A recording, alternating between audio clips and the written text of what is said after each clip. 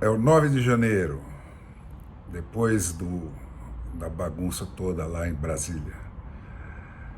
Gente, esse ministro Flávio Dino é um visionário. Tudo que ele enxerga por baixo da enganosa realidade, por mais improvável e contraintuitivo que pareça, não demora nada, acaba acontecendo. Aquela gente que rezava e cantava hinos ao longo de quase 60 dias, e que não jogava nem uma bituca de cigarro no chão, eram só os Clark Kents e os Peter Parkers. Por baixo daquelas bandeiras, por trás daquelas velhotas abraçadas nos seus netos, escondiam-se esses super-homens e homens-aranhas invertidos que quebram tudo e depois, diabólicos, urinam e defecam agachados sobre as mesas dos três poderes. Eles enganaram todas as polícias estaduais e os seus sistemas de inteligência que eram tidos como reconhecidamente eficientes. E enganaram também os calejados militares espalhados pelo território nacional inteiro. Nenhum deles percebeu a verdade. Mas eles nunca enganaram o ministro Flávio Dino. Eles estavam só esperando o melhor momento, que se dá sempre nessas ocasiões em que caravanas de ônibus se misturam com as manifestações pacíficas e que parecem perseguir a própria pessoa do ministro Flávio Dino. O primeiro ataque desse tipo se dá no exato momento em que ele toma posse da sede da Polícia Federal em Brasília, com a prisão do cacique Sererê, que continua preso, embora não tenha participado de depredação nenhuma. E o segundo, justamente no dia em que o Lula saiu de Brasília e o secretário de Segurança do Distrito Federal tinha entrado em férias. E, de novo, os três poderes são atacados de uma vez só, numa temerária tentativa de golpe de Estado, com o governador Ibanez e sabe-se lá quantos outros subversivos calejados liderando os terroristas disfarçados dos acampamentos para bater a carteira do Lula e do PT.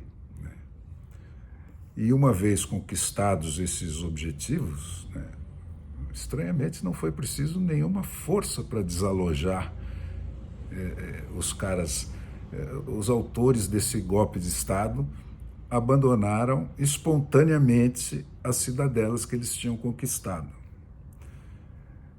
E com isso prossegue a avalanche de acontecimentos que marca essa troca de governo, que o senador e vice-presidente, ex-vice-presidente Hamilton Mourão advertiu que não pode ser transformada numa troca de regime. Quais são as consequências práticas desse episódio? Que depois dos deputados e até dos prefeitos eleitos já cassados, está aberta a porteira da anulação monocrática de eleitorados de estados inteiros, com a cassação sumária de um governador eleito em primeiro turno e a substituição dele por um interventor com sinal ideológico exatamente invertido em relação à escolha dos eleitores do Distrito Federal. 2, desmontam-se os celeiros de terroristas do Brasil inteiro. As próprias Forças Armadas entregaram em mãos para a Polícia Federal todos os homens, mulheres e crianças do acampamento de Brasília. E embora elas estivessem a mais de 7 quilômetros de distância da Praça dos Três Poderes, 1.200 pessoas estão presas em flagrante num ginásio da Polícia Federal de Brasília para serem ouvidas pela polícia. 3, a batalha do Congresso, que o Lula admitiu na primeira reunião ministerial que vai ser a decisiva porque faltava para ele outro tipo de força para decidir as coisas mais rápido, começa sob o signo de mais uma CPI do democrata Randolph Rodrigues, que promete tocar o terror em cima dos políticos que não tocarem o terror em cima dos bolsonaristas e vizinhanças. E quarto, né, todos os inimigos reais ou imaginários do Lula, dos garimpeiros ao agronegócio, foram declarados como estando lá e, portanto, sujeito a punições, né?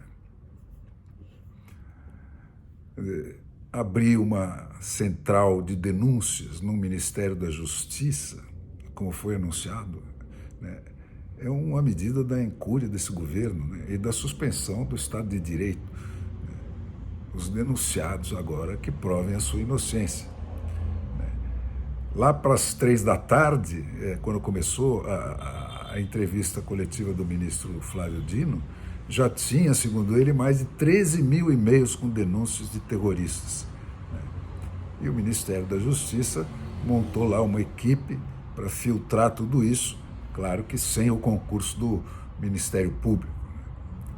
Então agora nós estamos assim, né? Corneou a namorada, o seu vizinho não vai com a sua cara, você está denunciado como terrorista no Ministério da Justiça e agora você que trate de provar a sua inocência. São essas coisas, gente, que essas dissonâncias e embaralhamentos cronológicos em que o ministro Dino e o governo do Lula incorre a cada passo, né, que vão criando esse ambiente no país, né. Isso o ministro Dino e o Lula tem repetido a toda hora que os criminosos serão tratados como criminosos. Mas o problema no Brasil de hoje é definir o que é criminoso, né? Desde a libertação e a ascensão do Lula.3, o país não sabe mais o que é isso, né? Afinal, criminoso é o que está escrito e descrito na lei como criminoso ou é o contrário? Os criminosos são somente os pensamentos e as palavras, mas não os atos criminosos, né? E esses tais valores exóticos a que o ministro Flávio Dino se refere toda hora, o que são eles? Né? Qualquer coisa que não seja compatível com o pensamento de esquerda, ou o quê? De onde vêm esses exóticos? Né? A invasão de uma hegemonia que estava estabelecida. Exótico vem da onde? Né? Se não é daqui do Brasil, vem da onde? E quem são os criminosos? Né? Por exemplo, Lula e os lavados a jato que a justiça condenou e a Constituição de 88 tornou inelegível, ou Sérgio Moro e os 9 juízes que condenaram o Lula? Quem são os criminosos? Os blogueiros falastrões que pensam e falam errado e estão presos, né? Ou os maiores ladrões de povos de todos os tempos, na expressão do Banco Mundial, que é uma entidade que pode ser tudo menos chamada de bolsonarista. Né?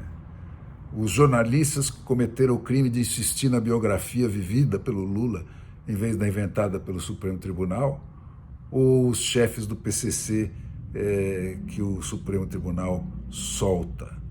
Né? Quem são? Quem é o criminoso? Os manifestantes enrolados nas bandeiras ou o Sérgio Cabral, né, que se confessa viciado em roubar, mas que o Supremo solta? Então, é isso, gente. E como é que ficamos, então?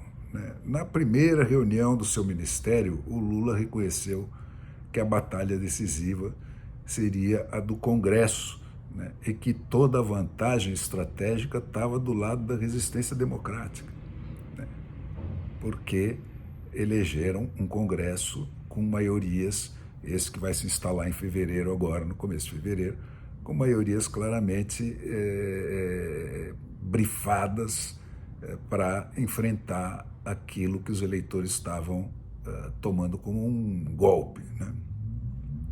E esse foi o primeiro sinal positivo que o Lula deu desde a sua vitória nas urnas, né?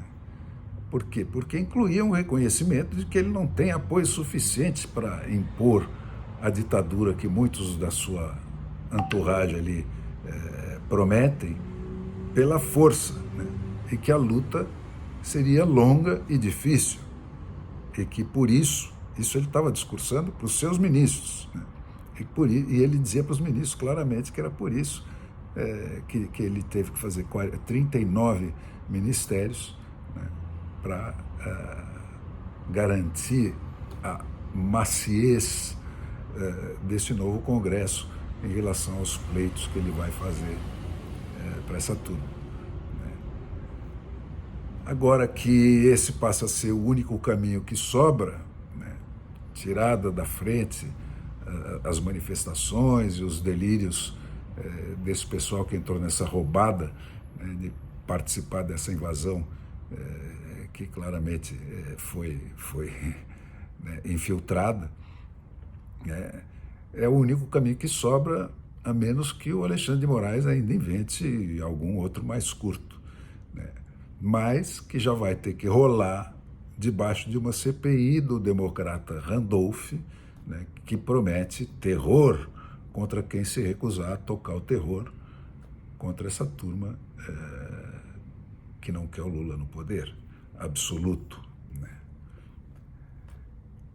E o final da história é isso, quer dizer, aquele 1 bilhão e 300 que a Dilma alegou como último argumento para impedir que se acoplasse uma impressora às máquinas de votar do Brasil, né, foi o 1 bilhão e 300 mais caro da história do Brasil, né, porque é dali que nasce toda essa confusão.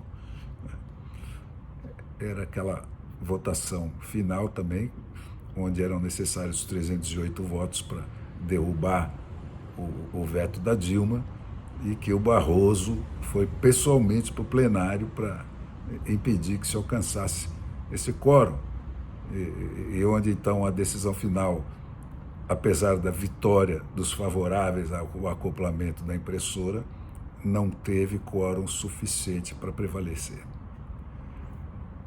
E é nisso que estamos, gente.